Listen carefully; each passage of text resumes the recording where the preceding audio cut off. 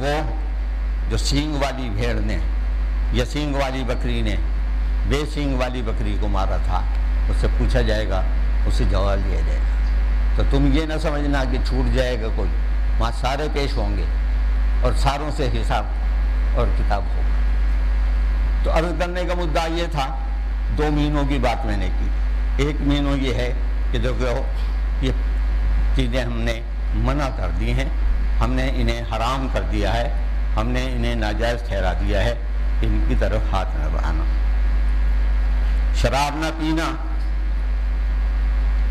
غیر اللہ کے ہاتھ کا ذبیحہ نہ کھانا،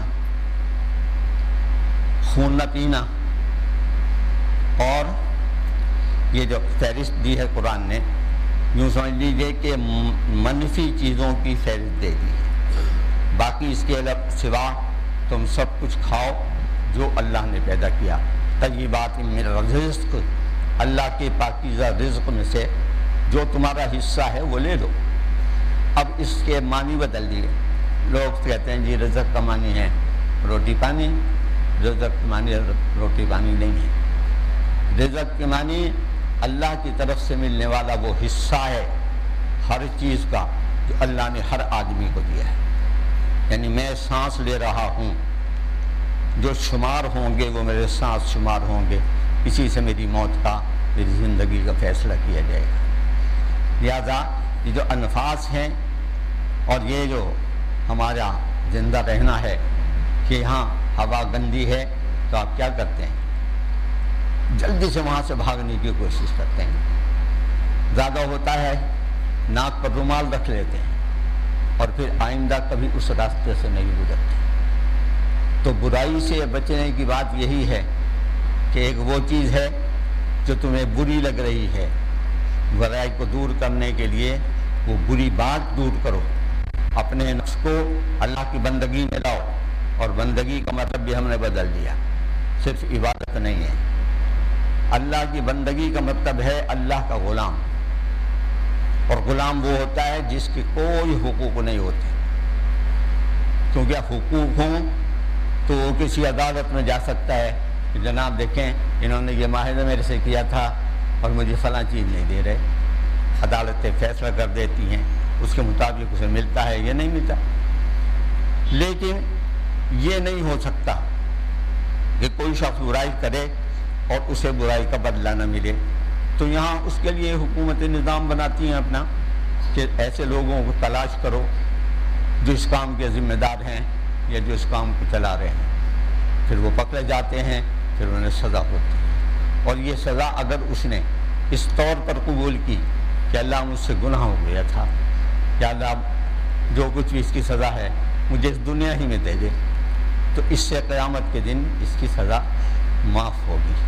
لیکن جس نے یہ گناہ کیا اور پھر کرتا چلا گیا اور اسی کو نیکی سمجھا، تو سمجھ لیجیے کہ اس نے اللہ کی نافرمانی کی۔ اچھا، پھر رزق کی معنی جو کچھ مجھے اللہ کی طرف سے ملنے والا ہے۔ سانس کا میں نے ذکر کر دیا، ہزارہ چیزیں ہیں جو ایسی ہیں جن کی طرف ہم نے کبھی سوچا بھی نہیں، کبھی غور بھی نہیں کیا۔ آپ کو پتہ نہیں آپ کی رگوں میں خون دوڑ رہا ہے، آپ کو پتہ نہیں کہ وہ کہاں گاڑھا خون جا رہا ہے، کہاں پتلا خون جا رہا ہے۔ یہ غذا دی ہے، رزق ہے میرے جسم کا، جو خون کی صورت میں جوہر بن کے میرے جسم کو آگے بڑھائے گا اور اس قوت کو قائم رکھے گا۔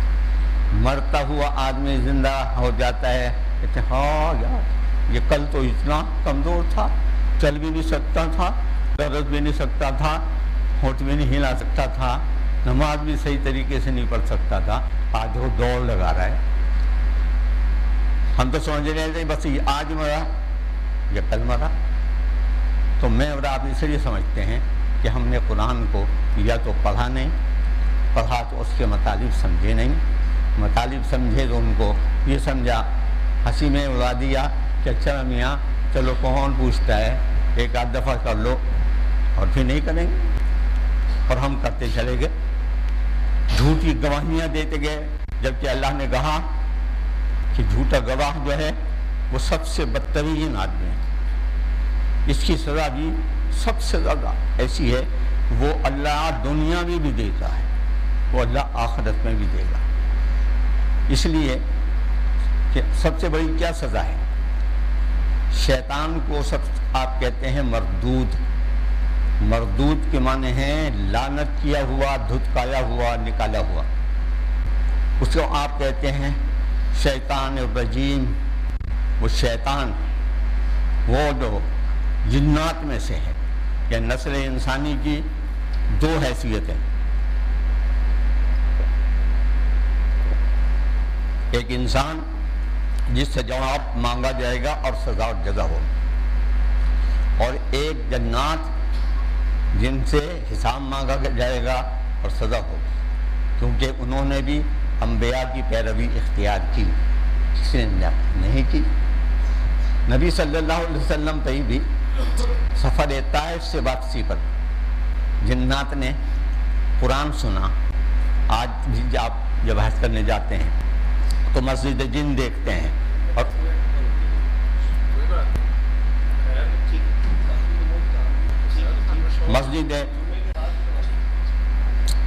مسجد جن اسی نام سے مشہور ہے.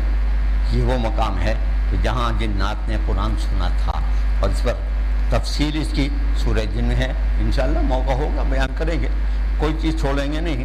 لیکن آج جس سے بات کو کرنا تھا وہ بنیادی طور پر یہ تھی کہ ہمیں جو کچھ ہم کر رہے ہیں ایک بات ہمیشہ پیش نظر رکھیے، اللہ مجھے دیکھ رہا ہے، چاہے دیوار ہے یا نہیں ہے، چاہے وہاں کوئی دیکھنے والا ہے یا نہیں ہے، میں تو ہوں نا. تو میں تمہاری قبرت میں ہوں. وَنَحْنُ أَقْرَبُ إِلَيْهِ مِنْ حَبْلِ الْوَرِيدِ، تمہاری رگ جان سے بھی زیادہ قریب ہوں. میں ہوں. هُوَ مَعَكُمْ أَيْنَمَا تَكُونُوا إِنَّمَا كُنْتُمْ، تم جہاں کہیں بھی ہو وہاں میں تمہارے ساتھ ہوں.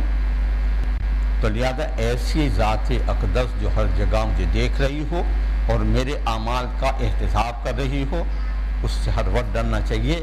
اور جو کام بھی کرتے ہو اس میں اللہ کے خوف کو شامل رکھو. یہ آخرت کا سب سے بڑا پیغام ہے جو قرآن نے دیا ہے، اچھے اور برے کا، اور اس پر عمل کیے بغیر آپ نجات نہیں پا سکتے. اللہ ہمیں عمل کی توفیق عطا فرمائے.